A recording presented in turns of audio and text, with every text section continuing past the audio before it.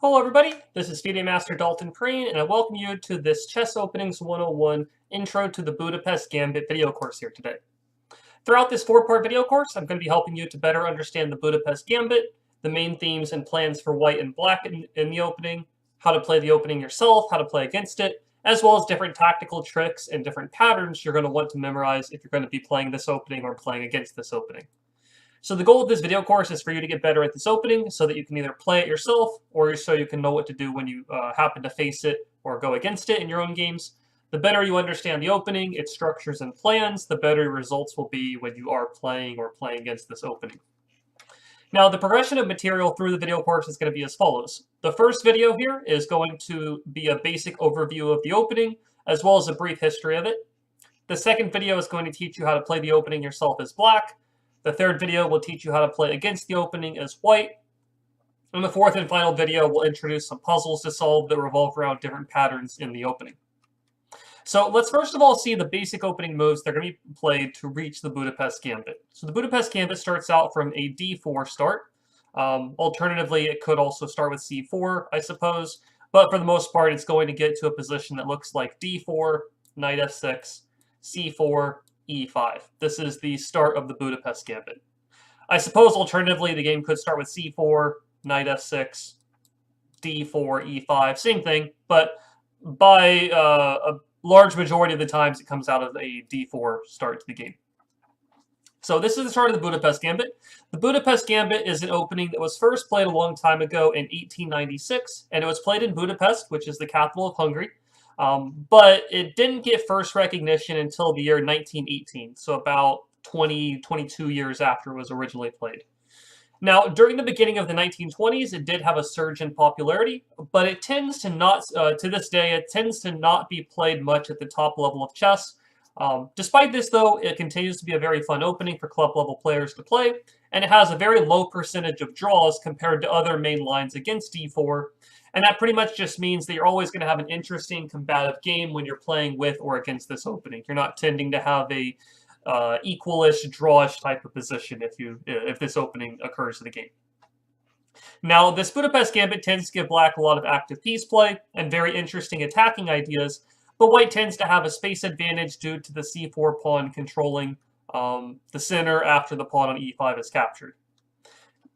Now, the main battle of this opening is going to be for white to try to maintain an advantage throughout the opening phase of the game, while being careful to also be careful about black's attack and tactical chances that tend to arise in this opening. Now, some of the main strategic and tactical themes that arise from the opening include white building up a strong pawn center, black doing a queenside rook lift. There are some situations with the bishop b4 check and some advantages that come from that. Black pressuring white's pawn center, and the c5 pawn advance from white. Now, I know that's a lot of things just said right there, but we're going to cover most of these ideas over the course of the video series here. So during the video course, we're going to focus on the gambit being accepted with a d takes e5 here. Mainly because if you decline the gambit as white, it tends to give black a bit of an advantageous position. If instead of taking the pawn, you decide to play d5 or e3 or knight f3 or something like that, black can simply develop his pieces or trade the pawn on d4 with a pleasant position. If you play d5, black will tend to take advantage of the weak dark squares with a move like bishop c5, and black is doing perfectly fine here. If you play a move like, knight f3, black will usually just go ahead and trade the pawns, and black is doing perfectly fine here once again. And if you play e3, this is pretty passive. Black will probably just go ahead and trade the pawns once again, play a move like a d5, and again, it's a pretty balanced, equalish position here. So again, we're going to focus in this video course, in this video series, on the capture d takes e5, accepting the gambit. So after white captures the pawn, black has two main replies here, being knight to g4 and knight to e4. Of course, he has to move the knight because the knight is attacked at the moment.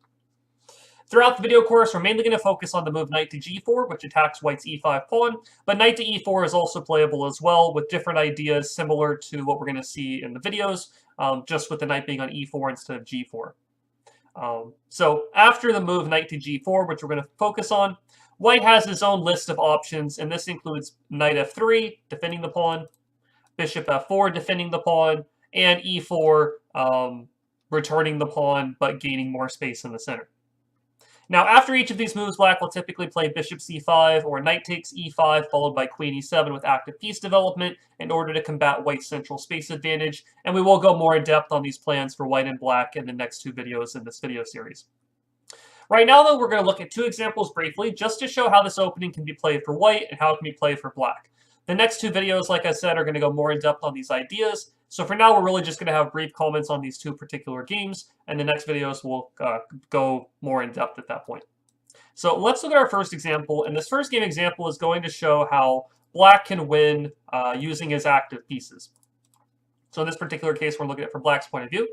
So d4, knight f6, c4, e5, there's the Budapest Gambit. White accepts the pawn, knight to g4. In this case, white goes for bishop f4. Black plays knight to c6, continuing to add pressure to the pawn. Knight f3 to protect it. Bishop b4 check. Knight to c3. Queen e7 attacking the pawn on e5 once again. White plays queen to d5, trying to keep the pawn alive and not allowing black to regain his pawn that he's down. Black trades off the bishop and gives white a messed up pawn structure. Doubled isolated c pawns, isolated a pawn, doubled e pawns. So black's claim here is that yes, black is down a pawn, but he has given white a bad pawn structure in the process. So black is hoping to be able to take advantage of that as the game goes on. Black plays queen a3, attacking the c3 pawn. Rook to c1 from white, protecting it, and now the move f6. White takes the pawn, black takes back. There is no way that black is going to be able to win the pawn back anytime soon. But again, the pawn structure for white is not very good, so that's kind of what black is banking on here. The queen has to move away for white, so queen to d2, d6, knight to d4, castle, e3. And notice here black has a bit of a lead in development as well, despite also having the better pawn structure. Oops, let me change that here. Okay, so after e3, black does have, 2 minor pieces, white has 2 minor pieces. Queens are both developed, but black is castled, which is a big difference compared to white, who cannot castle just yet because the bishop's in the way. So black went ahead and traded on d4, and this might seem counterintuitive considering this does fix white's pawn structure, but the move knight e4 is allowing black to continue with threats. The queen needs to keep protecting the rook, so white plays queen c2, queen a5 check, and now the king has to move. After the move king e2, black now launches a very strong attack with the moves rook takes f4, pawn takes, and bishop f5, threatening all kinds of discovered attacks, knight to g3 check followed by taking the queen, and the queen also still needs to guard the d2 square or else the black queen is going to come in. In addition, black is threatening something like rook e8, which is going to line up towards the king. So notice this is black using his active pieces. He's got this lead in development. He is down material still, but he's looking to win the game before the material deficit really matters. So queen to b2 from white, rook to e8 threatening discovered checks. White avoids those with king f3, but this kind of walks into a mating net pretty soon.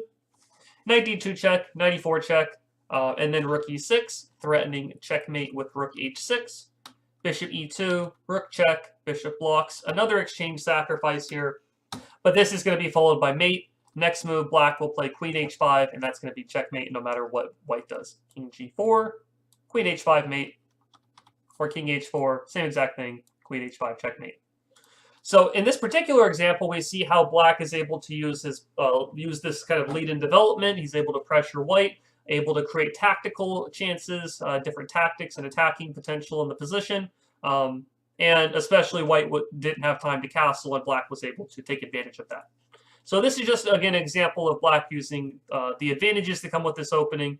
But again, in these video series, we don't focus on only one side of the board. We're not partial to white or black. This next game we'll look at briefly is going to show how white can win against this opening while he focuses on space control, using the extra space that he has. So let's look at this second game briefly. So again, d4, knight f6, c4, e5. D takes, knight g4, knight f3, bishop c5, e3, protecting against the attack on the f2 pawn. Knight c6 attacking the pawn, knight c3. White decides to give the pawn back in this particular case, but white does maintain a space advantage. He has the pawn on c4. He's not up a pawn anymore, but he is having the pawn on c4, giving him extra space here. Bishop e2, castle, castle. Rook e8, b3, looking to fianchetto the bishop. a5, knight to a4. This is actually an important move that we're going to see kind of repeated in some ideas we look at a little bit later. This move from black, a5, as we're going to see it in one of the future videos, one of the main ideas here is actually to play the move rook a6 and swing the rook all the way over towards the king side here. Rook a6 and then g6 or h6, this rook lift that I mentioned kind of a little bit earlier when describing this opening. So if, for example, white just plays bishop b2, black plays rook a6, and if he tries to throw in the move knight a4 now, you can play bishop a7, and then still swing the rook over, and black can actually get a pretty strong attack if white's not careful. So white decided to play knight a4 first, attacking the bishop. The bishop retreated. f4, not really giving black the chance to develop the rook to a6 just yet. Knight to g6, queen to d2. Now a move like rook a6 is not as strong because the knight's in the way from getting the rook lift accomplished. Though rook a6 followed by rook e6 would... well, not with the f-pawn coming here, I suppose, but, you know, this is still sometimes an idea, depending maybe if the f-pawn was back on f2. Instead here, though, rook a6 kind of lacks the power it previously had. Black plays b6 instead. Now there's no more rook a6 to worry about because the b-pawn's in the way. So bishop b2, bishop b7, bishop f3 offering a trade, queen b8, rook to d1. Queen b8 a bit of an odd-looking move, but even if you trade bishops, white just takes back. And then after a move like rook d1, white has some targets in black's position. So after queen b8, rook to d1, white did not capture the pawn on d7 due to the pawn on e3 hanging. So didn't want to trade those pawns. But rook to d1, knight h4, bishop to d5, knight to f5 attacking e3. And now white goes for bishop takes f7 and gets a tactic and is able to create a pretty nice attack here. King takes back, queen takes d7, forking the king and the knight. King to g6 to protect both. Very scary place for the king to be, though. g4 attacking the knight, knight takes e3, f5 check, king g5. Notice how it's actually white who's turned the attack around in his favor in this case. King to, so after king g5 here, f6, threatening, for example, rook f5 check, and pawn takes g7 and things like that. Another alternative that was pretty good here was a move like queen f7. And then after a rook is captured, then queen h5 is checkmate. So queen f7 threatening queen h5 was pretty good as well. But f6 was played. Queen c8. Pawn takes g7.